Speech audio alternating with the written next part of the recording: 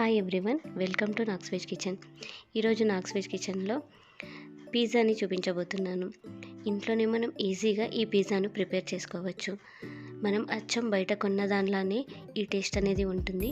మీరు కూడా తప్పకుండా ట్రై చేయండి. ముందుగా మనం దీనికోసం ఒక బౌల్ తీసుకోవాలి. ఇప్పుడు ఇందులో హాఫ్ కప్ వేడి వాటర్ని యాడ్ చేసుకోవాలి. హాట్గా ఉండే వాటర్ని మాత్రమే యాడ్ చేసుకోవాలి. ఇప్పుడు ఇందులో 1 టేబుల్ స్పూన్ షుగర్ని వేసుకోవాలి.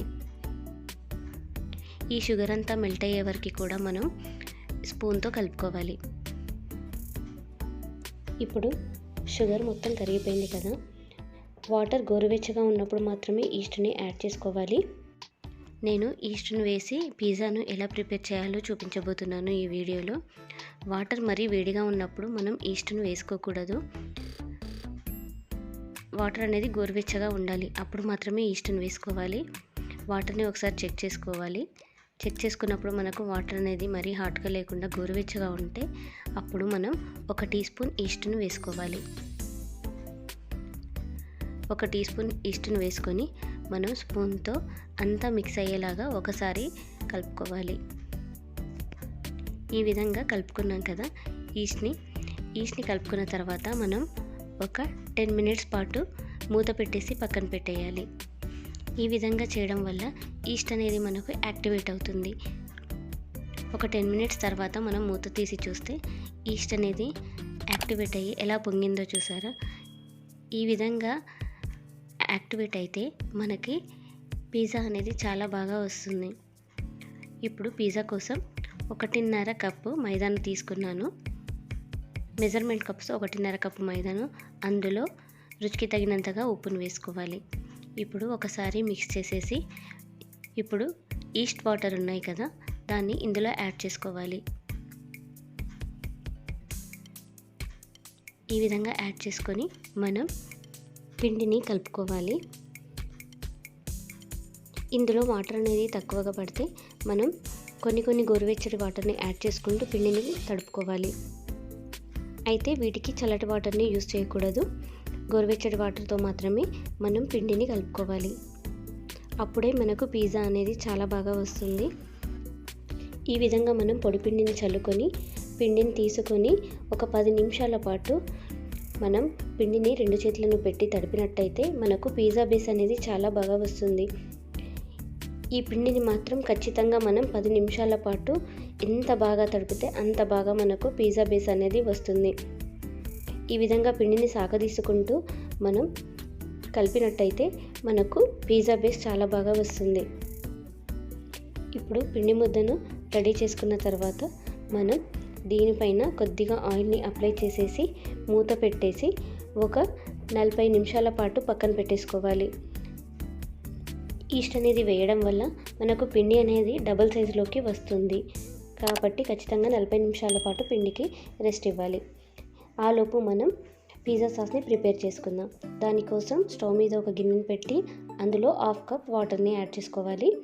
ఇందులో మీడియం సైజు 3 టమాటాలను కట్ చేసుకొని వేసుకోవాలి. ఇందులోనే సన్నగా చాప్ చేసుకున్న అల్లం ముక్కలను వేసుకోవాలి. అలాగే 5 ఎండుమిర్చిని, మీ రుచికి తగినట్టుగా ఎండుమిర్చిని యాడ్ చేసుకోండి. అలాగే రుచికి తగినంత ఉప్పును వేసుకొని ఒకసారి కలిపేసి మూత పెట్టేసి మనం మగ్గనివ్వాలి. మనకు ఈ టమాటాలు కూడా మెత్తగా అయ్యే వరకు మగ్గించుకోవాలి. మనకు టమాటాలు సాఫ్ట్గా అయిన తర్వాత మనం ఈ వాటర్ అనేది కూడా ఇంకిపోయిన తర్వాత స్టవ్ ఆఫ్ చేసేసుకొని మనం చల్లారనివ్వాలి. ఇప్పుడు వాటర్ అనేది మొత్తం ఇంకిపోయాయి కదా, ఇప్పుడు దీన్ని మనం చల్లార్చుకోవాలి. ఈ చల్లబరుచుకున్న టమాటా ముక్కలని మిక్సీ జార్లో వేసుకొని మనం ఈ విధంగా పేస్ట్ చేసుకోవాలి. ఇప్పుడు దీనికి స్టవ్ మీద ఒక గిన్నెని పెట్టి అందులో 1 టేబుల్ స్పూన్ వరకు ఆయిల్ని వేడి చేసుకోవాలి. అందులో సన్నగా చాప్ చేసుకున్న వెల్లుల్లి ముక్కలను వేసుకోవాలి. ఇప్పుడు ఇందులోనే ఇంతకుముందు గ్రైండ్ చేసుకుని పెట్టుకున్న టమాటా ప్యూరీ ఉంది కదా, దాన్ని ఇందులో యాడ్ చేసుకోవాలి. యాడ్ చేసుకొని ఒకసారి కలుపుకొని ఇందులో మనం రుచికి తగినంతగా ఉప్పుని అలాగే చక్కెరని యాడ్ చేసుకోవాలి. 1 టీ స్పూన్ షుగర్ని యాడ్ చేసుకోవాలి. అలాగే కొద్దిగా ఉప్పును కూడా యాడ్ చేసుకోవాలి. ఈ రెండింటిని వేసుకున్న తర్వాత ఒకసారి కలిపేసుకొని మనం ఇందులో 1 టీ స్పూన్ వెనిగర్ని వేసుకోవాలి. అలాగే చివర్లో మనం 1/2 టీ స్పూన్ సోయా సాస్ని వేసుకోవాలి. ఈ రెండింటిని వేసుకోవడం వల్ల మనకి పిజ్జా సాస్ అనేది చాలా బాగా వస్తుంది. పిజ్జా సాస్ కన్సిస్టెన్సీ అనేది ఈ విధంగా ఉన్నప్పుడు స్టవ్ ఆఫ్ చేసేసుకోవాలి. స్టవ్ ఆఫ్ చేసుకున్న తర్వాత చివర్లో మనము ఆరిగానో అలాగే చిల్లీ ఫ్లేక్స్ని యాడ్ చేసుకొని ఒకసారి కలుపుకోవాలి. మనకు పిజ్జా సాస్ కూడా రెడీ అయిపోయింది కదా. ఇప్పుడు దీన్ని ఒక పక్కన పెట్టేసుకుందాం. 40 నిమిషాల తర్వాత మనం మూత తీసి చూస్తే మనకు పిండి అనేది డబుల్ సైజులోకి వచ్చేసింది. చూడండి, పిండి అనేది డబుల్ సైజులోకి వచ్చేసింది కదా. ఇప్పుడు మరొకసారి పిండిని తడుపుకోవాలి. ఈ విధంగా మరొకసారి మనం పిండిని కలుపుకొని మనం బాల్స్ని తీసుకోవాలి. నేను తీసుకున్న క్వాంటిటీకి 3 మీడియం సైజ్ పిజ్జాలు అనేవి వచ్చాయి. ఇప్పుడు 3 మీడియం సైజ్ బాల్స్ని తీసుకొని మనం దీన్ని పిజ్జా బేస్ని ప్రిపేర్ చేసుకోవాలి. కాస్త పొడి పిండిని చల్లుకొని మనం పిజ్జా బేస్ని ప్రిపేర్ చేసుకోవాలి. ఈ బేస్ అనేది మరీ సన్నగా కూడా చేసుకోకూడదు, అలాగే మరీ లావుగా కూడా చేసుకోవద్దు. మనకి థిక్నెస్ అనేది ఈ విధంగా ఉంటే సరిపోతుంది. ఇప్పుడు మనం ఏ ప్లేట్లో అయితే పిజ్జా బేస్ని పెట్టుకుంటామో ఆ ప్లేట్ సైజ్ తీసుకొని మనం కాస్త ఎక్కువగా ఉండేలా చేసుకోవాలి. ఇప్పుడు ఈ ఎక్కువగా ఉన్నదాన్ని ఈ విధంగా ఫోల్డ్ చేసుకోవాలి. మనం కొద్దిగా ఫింగర్కి వాటర్ని పెట్టుకొని ఈ విధంగా ఫోల్డింగ్స్ చేసుకుంటే మనకు ఫోల్డింగ్స్ అనేవి విడిపోకుండా ఉంటాయి.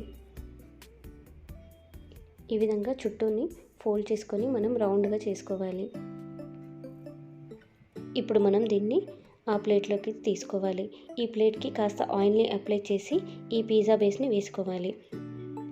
ఇప్పుడు ఫోర్క్తో ఈ విధంగా హోల్స్ని పెట్టుకోవాలి. ఇలా పెట్టుకున్న తర్వాత మనం ముందుగా ప్రిపేర్ చేసుకున్న పిజ్జా సాస్ ఉంది కదా, దాన్ని దీనిపైన యాడ్ చేసుకోవాలి. మనం ప్లేట్కి ఆయిల్ కానీ బటర్ కానీ కంపల్సరీగా అప్లై చేయాలి, లేదంటే పిజ్జా బేస్ అనేది దానికి అతుక్కుపోతుంది. ఈ విధంగా మనం పిజ్జా సాస్ని వేసుకున్న తర్వాత సన్నగా తరుగుకున్న చీజ్ని ఈ విధంగా వేసుకోవాలి.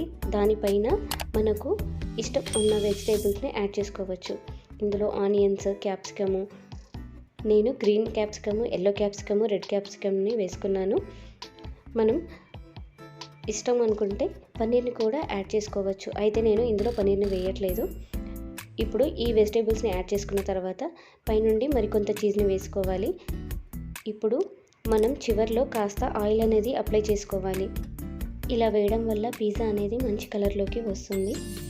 ఇప్పుడు స్టవ్ మీద ఒక మందపాటి గిన్నెని తీసుకొని అందులో స్టాండ్ పెట్టి మూత పెట్టేసి 5 నిమిషాల పాటు ప్రీహీట్ చేసుకోవాలి. 5 నిమిషాల తర్వాత మనం మూత తీసి ముందుగా ప్రిపేర్ చేసుకున్న పిజ్జా ఉంది కదా, దాన్ని ఇందులో పెట్టుకోవాలి. పిజ్జా బేస్ ప్లేట్ని ఇందులో పెట్టుకొని మనం ఒక 20 to 25 మినిట్స్ పాటు బేక్ చేసుకుంటే మనకు పిజ్జా అనేది రెడీ అయిపోతుంది.